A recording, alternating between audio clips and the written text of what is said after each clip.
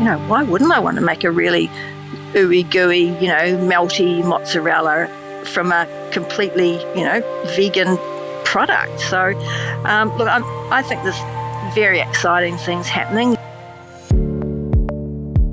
This is The Producers. I'm Anthony Huckstep. After more than 20 years' involvement in scientific research, Julie Martyn moved to Tasmania and began looking for opportunities where she could indulge in her food interests. A mix of opportunity and science led her to exploring plant-based cheese, especially those that might incorporate some of the amazing Tasmanian produce. And Artisa was born. So we are based in Launceston in Tasmania. We first visited Tasmania 2014, actually. It was our 30th wedding anniversary. We came down for 3 weeks on the motorcycle to tour around and just completely fell in love with the place. Just loved the, already had a great sense of the foodie vibe here and the beautiful produce that's here. So yes, we just felt very at home here from the beginning.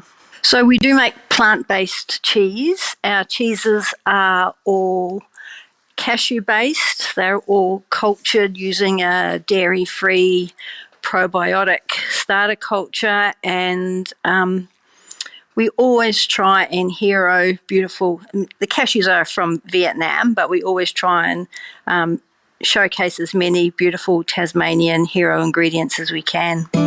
Julie has always had an interesting relationship with food and from a young age realised that a plant-based diet was best for her. Look, I grew up in a very small town in New Zealand, Te Kuiti, population 5,000. Look, my dad was a carpenter, my mum was a hairdresser. We didn't have much money, but mum was always interested in food. She'd go along to cooking classes at the high school and learn about, Chinese food or Indian food. They also had a network of very close friends who loved to socialise. So there was many dinner parties and I would get to do things like make the shrimp cocktails, shredded iceberg lettuce and teeny tiny tinned shrimp and, the mayonnaise made with, get this, sweetened condensed milk, malt vinegar, tomato sauce and Worcestershire sauce. And, those sorts of things. I remember going away on a summer holiday when I think it was my 12th birthday. That would be 1971. I'm 64 now, do the maths. And unusually for us, we had lunch at a hotel and I had deep fried camembert with red currant jelly, and I just thought that was the last word in sophistication, really did. So, but in all of that time, I never really liked meat. I'd eat it because everybody did, right? But, I didn't like the smell of it. I couldn't stand the feel of it. So when I had the opportunity, I went to uni, lived in the halls of residence. Food was dreadful, moved into a share house as soon as I could, and my housemate was vegetarian, and that was the start of my vegetarian journey, I guess. Julie realised options are limited for vegans, so she decided to combine her love of science and food. I have basically worked in academic research my whole life. Started off, it's taken many directions, horticulture, agriculture, and then most recently in sort of biomedical and clinical research. So, it's been a fantastic career. It's given me some amazing opportunities. I've got to work with some, incredibly smart people. But, I've always had this, foodie love and always thought that, family and friends would always say, what are you doing in science, Julie? You should be in food. So, as I said, we came down to Tasmania on holiday and my husband decided that he was going to move to Tasmania immediately. So he did a couple of months later. And look, I was still up in Sydney and I would come down to Tasmania and I would love it. And then I'd go back to Sydney and I would love it. And then I'd come back down and then I'd go back up. So it was, it took a while before I was ready to sort of make the leap. I think my daughter moved into a share house. She took the cat. It was just me rattling around on my own. So I said, now's my chance to become a vegan food entrepreneur. So that was how this part of the journey all started. Once I'd made that decision, I had been vegan by that stage since. So my summer of being a vegetarian that I told Mum was going to last for like 3 months. It lasted 22 years. Then we moved to the States for a few years to do my postdoctorate research, and I said I wasn't going to be a vegetarian when I went there. So I would always choose vegetarian. Didn't really like meat, but didn't say I wasn't going to eat it. And then as my daughter was growing up and getting more interested in food, it was her favourite food to cook and eat, and it was my favourite food to cook and eat. So we just decided, I think it was 2013, we were going to go vegan. So really the food was driving that decision. But having said that, it was no wool, no leather, no animal testing on our cosmetics or our cleaning products. And, that's still the way I choose to live as far as possible. So that obviously influenced my the direction I was wanting to go when I wanted to start my business. Had to be vegan. I still wanted something that had an interesting research and development component to it, because I've been doing it all my life and I wasn't ready to, walk away from that. And I wanted something that would showcase the beautiful Tasmanian produce that I saw down here, from my perspective. I could see that Tasmania had a fantastic reputation as a foodie destination, but to me, that most of that reputation was resting on the beef and the dairy and the seafood and all the things that I didn't eat, whereas I could see so much more that was happening around the island that was, really exciting for me. So those are my 3 criteria. It didn't take too long to realise that there was an enormous gap in the market for a really premium plant-based cheese, something that you'd put on a platter, you'd invite your friends around, enjoy it with a glass of wine, which you were never going to do with the sort of supermarket offerings. So, it ticked all my boxes, and that's the path we settled on going down. Her career in microbiology has helped her foray into cheese making, but it certainly had its challenges. There was a lot of research involved. There was, when you consider that there's 4,000 years of history making cheese out of animal milk, and making the sort of cultured nut-based cheeses that we were making, really they didn't become a thing until the 60s. I think we can thank the California hippies for kind of making it happen. So no, it was a lot of hard work in the beginning, just a lot of iterations of getting things cracking. In the early days, we rented a residential home unit that was our sort of R&D facility, and we worked out of there, and we started selling at a small country market here in just out of Launceston. And my husband he's not a vegan, and he's a bit more business orientated than I am, and he was surprised, impressed, I'm not quite sure, that our customer feedback was amazing and people kept coming back for more, and we started getting into a few stores. So he was the one that really drove our expansion into the commercial premises where we are now. And so as I say, hasn't been any great stories behind it. It's just been a lot of hard work to get to where we are. In some ways, plant-based cheese has a similar process to cheese made with dairy, but there are a few key differences. So with the cashew cheeses that we make, so we start off by pasteurising the nuts, then they are soaked overnight in the cool room, so that's softened them. So I guess the reasons why cashews are popular, because they do go so soft. So when we put them through our colloid mill, it comes out really silky smooth, super creamy. And the other thing is they have a pretty neutral flavour, so they allow our other ingredients to really shine through. So we have our cashews. We just add enough filtered water to process the nuts through the mill.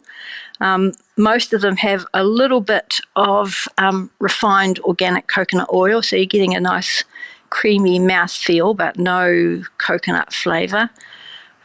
We use Tasmanian sea salt because it's beautiful, it adds flavour and it helps to preserve the cheese. And then we culture it, so we add dairy-free probiotic starter culture. So that's similar to the types of lactic acid cultures that the dairy cheesemakers use for ripening their milk. And, they have access to an enormous variety of starter cultures that have different bacteria that confer different properties to the cheeses, different flavours, and all of those are raised using milk as a fermentation nutrient. So I need to find vegan cultures, which really limits the range. The cultures that we were using in the early days were designed for making like soy milk and soy yogurt and coconut yogurt, and they're fine, but they don't give you that. The type of cultures that we use, certainly in the early days, were designed for making soy yogurt and coconut yogurt. So they do, they work perfectly well, but they don't have the variety of flavours that you would get with with other types of cultures. So incubator overnight. Next day, just check the pH, and then it goes into cheese moulds. So I think we're possibly unique in Australia in that all of our cheeses are aged for a couple of months.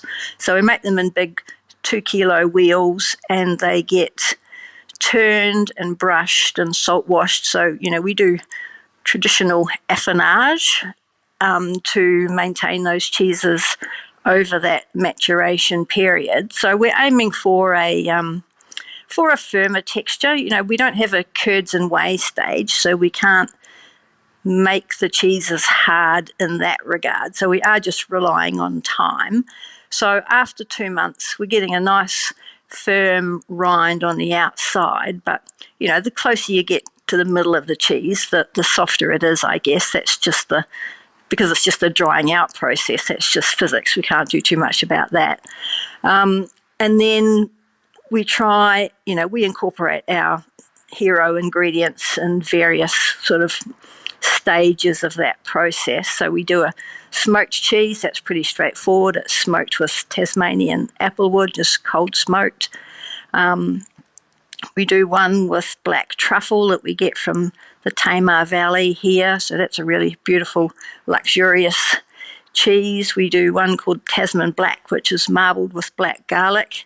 That one is actually so popular that I use a black garlic paste, and I literally can't buy enough in Tasmania to meet the demand for that one, so I have to import that from the Big Island. But what else do we do? Oh, my personal favourite, Freycinet. That's a really gorgeous, that's shamelessly copied from a sheep's milk cheese made in the island of Corsica called the Fleur de Maquis, which is rolled in their local shrubland. And I thought, I can make one of those. So I use all native Tasmanian botanicals. It's got kunzia leaf and pepperberry leaf and saltbush. So it's a beautiful herbaceous cheeseboard style. And then our last one is our blue vein, and that one uses the traditional Penicillium roqueforti. People are so surprised, oh gosh, it grows on cashews, but it grows on everything in nature, so no great surprises there. And that one's washed with a beautiful cuvee Tasmanian cider that's made just here in the Tamar Valley. So, you can see that Tasmanian story weaving through all of them. The farmers' markets have been vital for Artisa. But as the brand has grown, the whole nation has embraced the incredible cheeses that Julie produces. We have maybe 50 or so. So we've got distributors in Queensland, New South Wales and Victoria. Look, we've probably got about 50 stores up on the Big Island and another 20 or so in Tasmania. We do a little bit online, not much.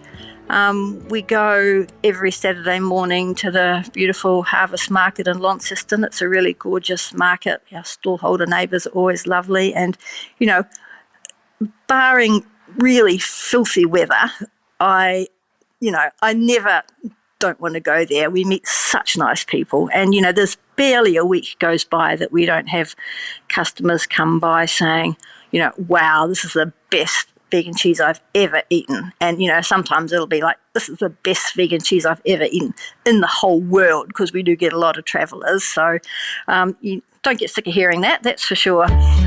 Although making cheese had its challenges at first, Julie has come to realise an even bigger hurdle. It's been huge, obviously. Look, I think I was woefully unprepared for how hard this was going to be. Honestly, looking back, I'm not sure if I would have done it. I had a very nice life up in Sydney. This is much more difficult. I think that, you have to it does make you just look at yourself much harder. There's nowhere to hide when you're working for yourself, and it does throw a few shortcomings into relief that you might not necessarily want to admit to. And Roger and I are the first ones to say we're great at making cheese, but we're not very good at selling it. And I think that's such a common problem with a lot of people that start small businesses. They start from a place of passion, and that the reality of actually having to sell the product that you make is the hard part. So that's something we're really trying super hard to address this year. So that's our project for 2023.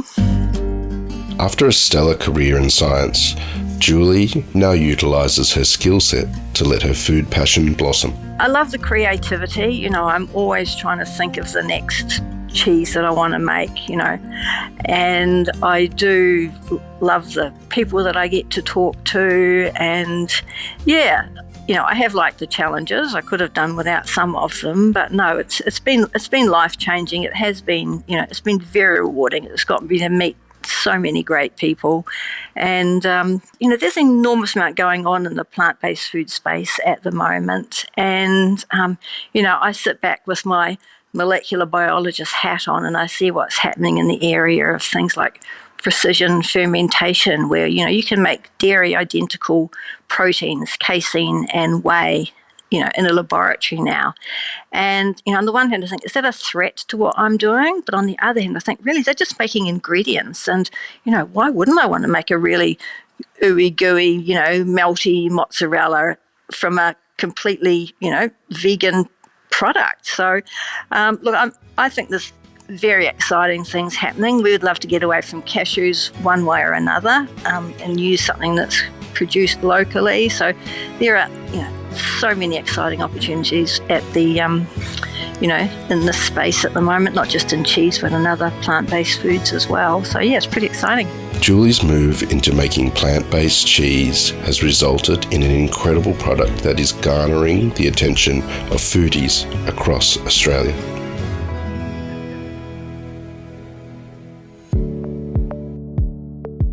This is The Producers, a Deep in the Weeds production. I'm Anthony Huckstep.